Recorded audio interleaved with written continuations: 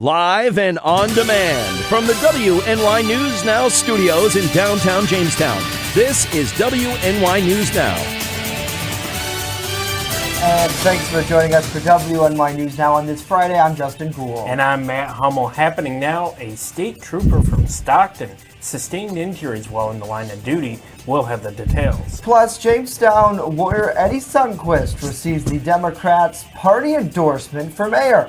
But first, high winds are expected this weekend. Chief forecaster Dakota Hunter's live for us. Hey, Dakota. Hey, Jay and Matt. And yeah, it will get windy during the second part of the weekend. But yesterday wasn't all that bad. 38 was the official high at the Jamestown airport. 23 was the low this morning. And then again, the average is around 36 degrees. So we were a little bit above average yesterday. And it's going to get even warmer as we go on throughout the day. First defense Doppler, absolutely nothing going on across the region. Dry radar scans. And that's going to be the story today and much of the day tomorrow. But it will get windy. The National Weather Service upgraded the high wind watch to a high wind warning for all of Western New York, minus Niagara County. That starts Sunday morning and goes all the way until Monday morning at 10 a.m. We're talking wind gusts possibly 60, maybe even 70 miles an hour in some spots. So it is going to get windy. This is a damaging level of wind, and we're going to talk more about this a little bit later on in the full weather segment. But as we go hour by hour through the afternoon, temperatures at least will make it into the mid to upper 30s here. At least that's what the computer is spitting out, with mostly sunny skies through the afternoon. So it's going to be a nice day. Get out and enjoy it, because it's going to rapidly change as we go into next week. We'll talk about the winds, plus yeah, snow returns next week with that Weather Property Maintenance 7-day forecast a little bit later on in the show. Jay, Matt.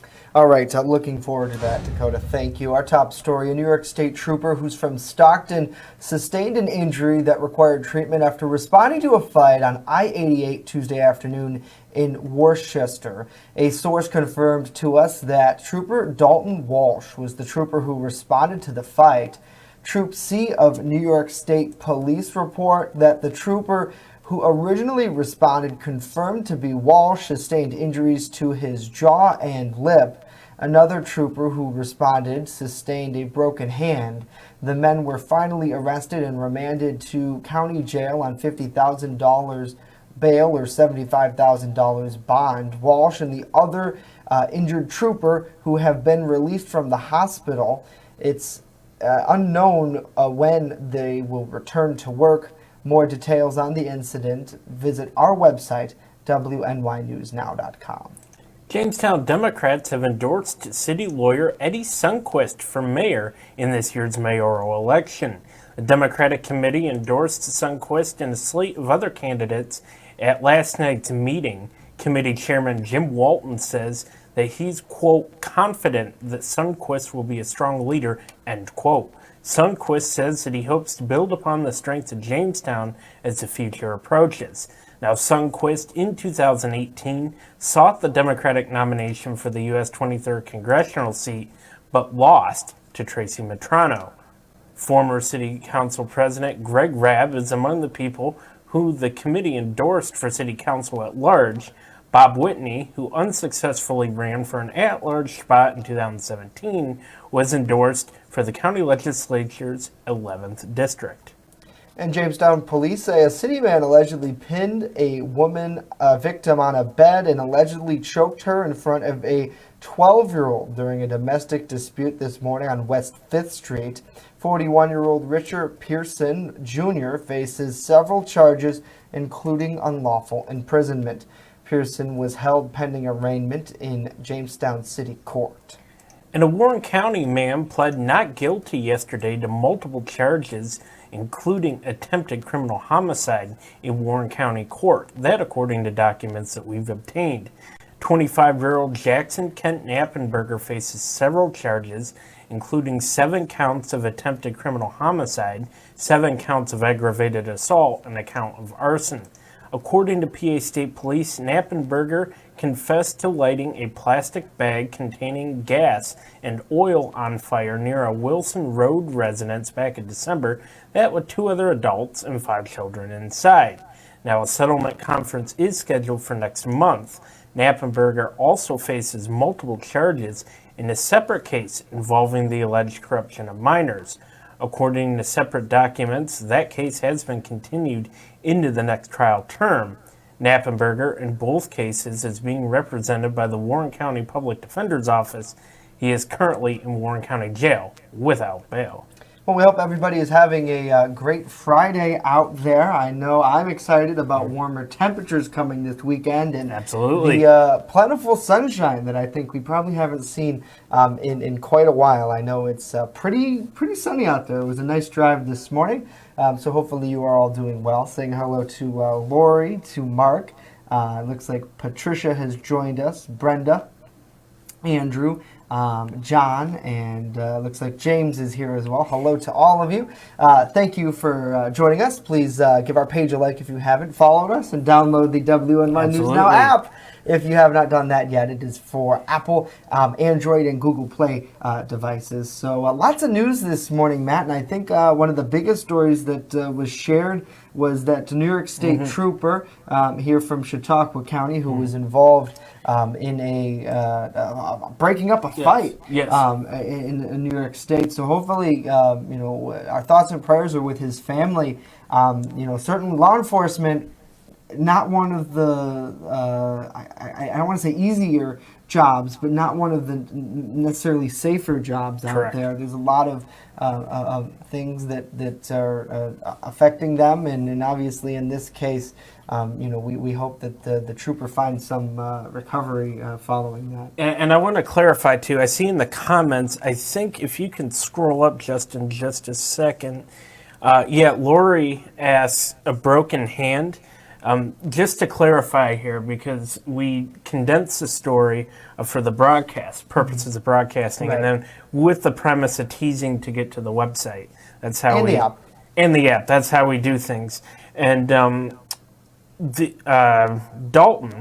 Trooper Dalton Walsh, he had the cut to his lip, whereas another trooper who responded broke his hand. So just to clarify that according to Troop C. Yes, in the press release that they sent out. So hopefully he will do a little bit better. Saying hello to Tabitha, to Al, to Joseph as well. Hopefully you all are enjoying your Friday.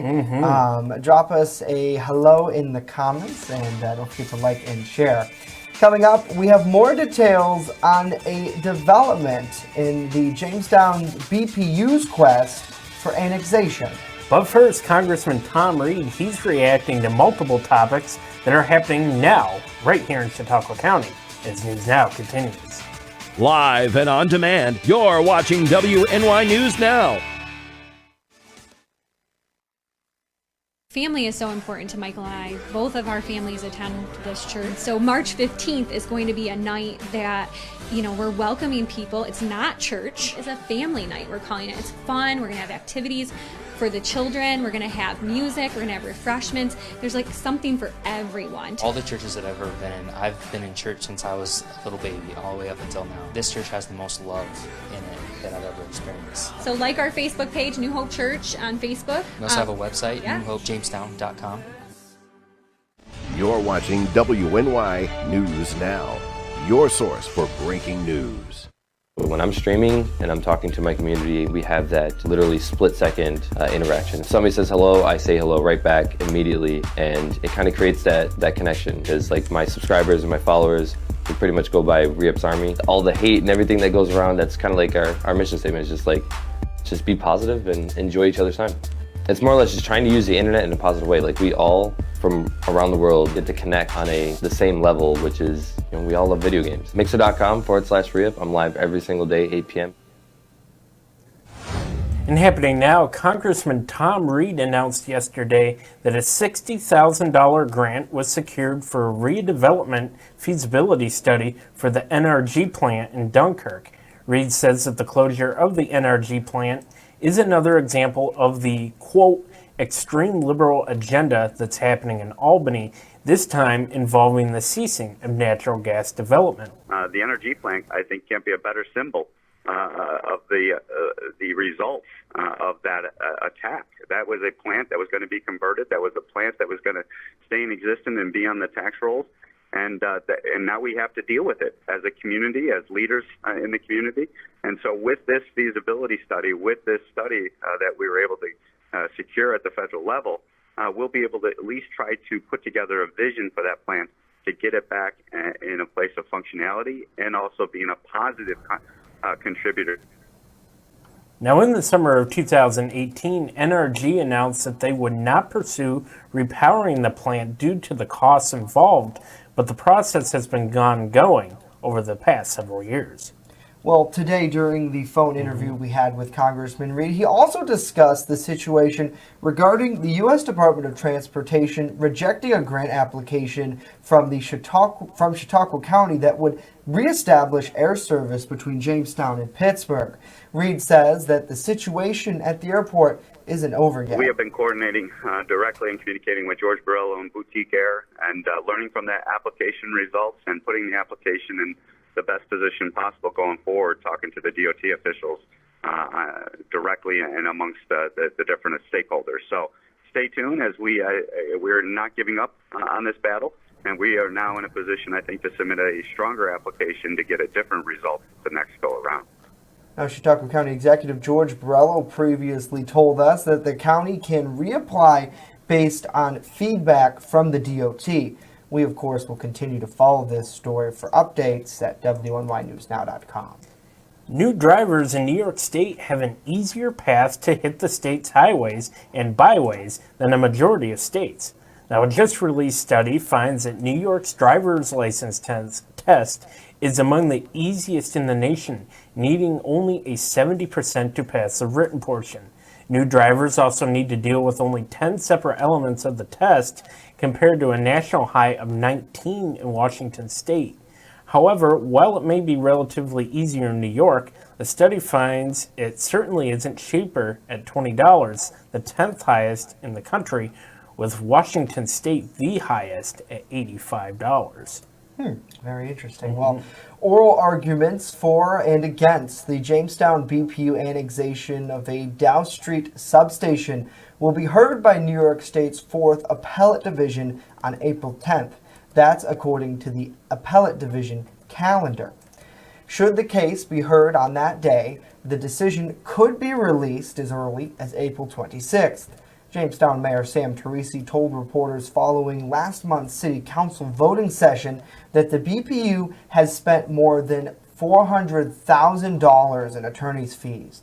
The BPU said it will save approximately $160,000 a year by no longer having to pay $320,000 in property taxes to the Falconer School District, Town of Ellicott, Village of Falconer, and Chautauqua County should the annexation be granted.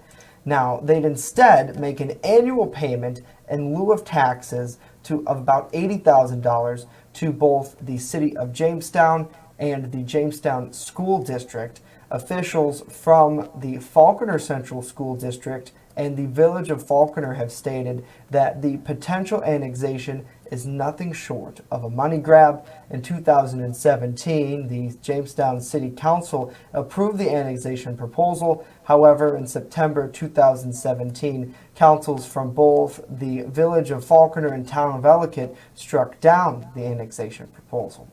Justin, that's been something that, has, in my opinion, it's gone under, what am I trying to say?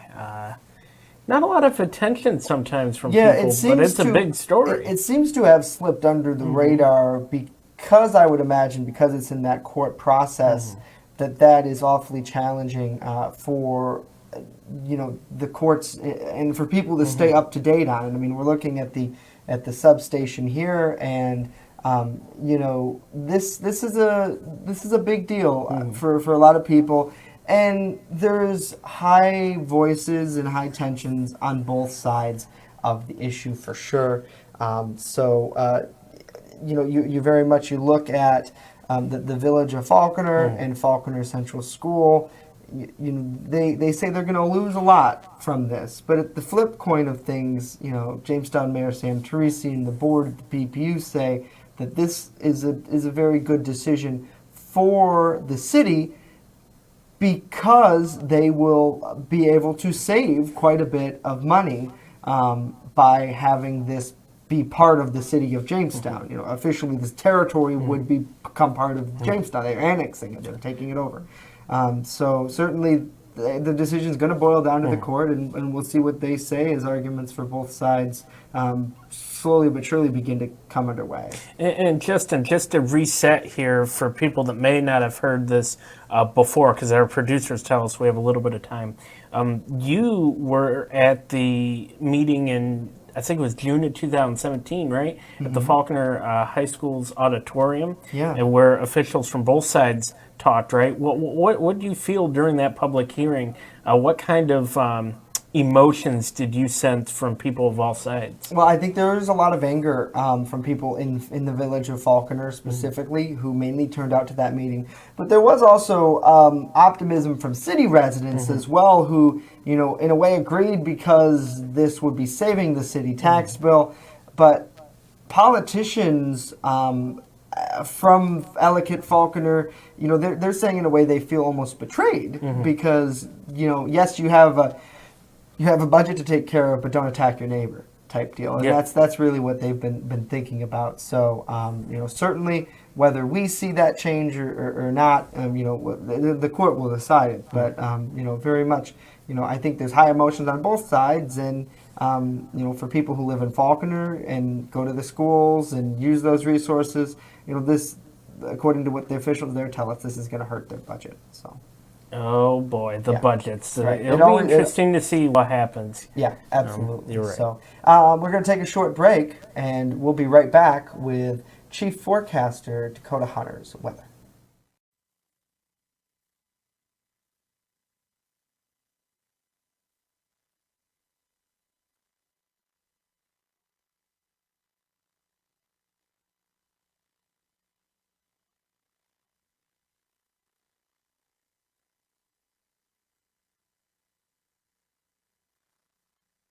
Coming soon to downtown Jamestown, Pearl City Hops Restaurant and Tavern. I have some real old-timey dishes on there that I'm just giving new life to. Like there's a shepherd's pie on there that's going to have some bison in it, you know, real thick hearty gravy. Then I'm also doing beer flights. We're pairing it with a set of sliders, a set of tacos, and a set of mini rolls. So everything's going to have its own pair, so you can get a taste of a little bit of everything and all the beers. We don't want to be known as the restaurant in the hotel. We want to be known as Pearl City Hops. With coverage that matters, this is WNY News Now. Turn to Brotherhood Property Maintenance for all your lawn care and landscaping needs, no matter the season. Brotherhood Property Maintenance does it all, from professional plowing during the winter months to expert landscaping all summer long. Count on Brotherhood Property Maintenance for mowing, landscaping, tree work, spring and fall cleanup, plus snow removal. Serving both commercial and residential lots, check out Jamestown's fastest growing landscaping crew on Facebook or call us right now to book an appointment. First Defense Weather, the Southern Tier's only live and local weather source. Now, here's Chief Forecaster Dakota Hunter. And welcome back. Budgets definitely do control everything. 26 more days to go until the first day of spring. It's March 20th, so you know what? We're fast approaching. We're going to have a little bit of taste of spring as we go throughout the weekend. Again, today might not be a bad idea to get out on the ski slopes and do some skiing or snowboarding throughout the day today. The bases look pretty substantial out there with the surfaces looking pretty good. So today would be a nice day to get out there and do something before we get the rain and the winds. News Now Cam, bright sunshine out there today, and that's going to remain the story throughout the day. 31 at the Jamestown Airport with a north wind of 6. Even though the wind is coming out of the north, we still do have some a little bit of warmer temperature starting to come in here with a wind chill of 25 when you combine the temperature and the sustained wind speed together. So all in all, not bad out there. First Defense Doppler, nothing going on across the northeast. It's really quiet, but look down here to the south. This is part of the next system that's going to be coming in here over the weekend. And look at all this moisture. It's a train of moisture down to the south. This has been a major flooding issue. All these maroon polygons popping up here are flash flood warnings. And what's going to happen here, there's a system out here that's going to collide with all this Gulf moisture that's going to work our way Sunday. That's going to bring us suddenly warmer temperatures, but gusty to strong winds. That's the next big thing, and it's definitely the wind. So here's the updated First Defense on everything about the winds on Sunday. So this deep storm system that's going to collide with that Gulf moisture is going to ride along the Great Lakes, and when it passes to the west of us, that generally means we're on the stronger side of it. So again, damaging winds are likely. Wind gusts here around 60 to 70 miles an hour, definitely likely here. And we're talking about possibly some scattered power outages as well. So the winds will really whip up Sunday. So with that, the National Weather Service has issued a high wind warning for all of Western New York. That starts at 10 a.m. Sunday and goes until 10 a.m. Monday. The winds will die down a little bit Monday, but they will still remain breezy as temperatures fall with a cold front. And here are just some of the projected wind gusts coming off the in-house model. You can see 60 Jamestown, 66 Dunkirk, 63 Buffalo, 61 Olean. And again, that is damaging wind gust criteria. So definitely, it's definitely possible we could see some tree power line damage and possibly even some property damage as well. Looking beyond the winds, it gets colder once again. All good things must come to an end. Look at this insane amount of cold air up in the upper Great Lakes. It's going to get cold. And if you're looking for warmth, Florida or California. That's where you got to go if you're looking for warmth over the next 6 to 10 days. So overnight tonight, temperatures will drop back into the lower 20s for most spots. A mainly clear, starlit sky. Otherwise, a quiet night. The winds will still also remain calm as well. Like I said yesterday, simmer down now. Next 7 days of your life. Brought to you by Brotherhood Property Maintenance. 44 tomorrow, 54 Sunday. And again, there's that wind warning for Sunday as well. Temperatures go back down to the 20s for early next week. And we're bringing the chance for more snow showers as well. Sports is next. Do not go away.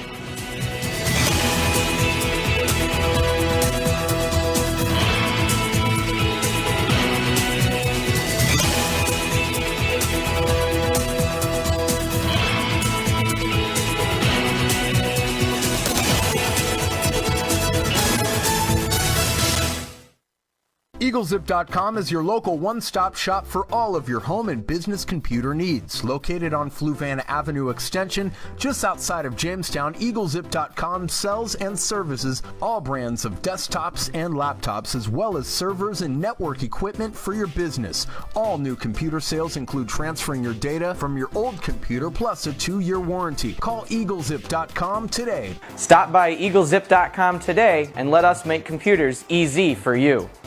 You're watching WNY News Now, where coverage comes first.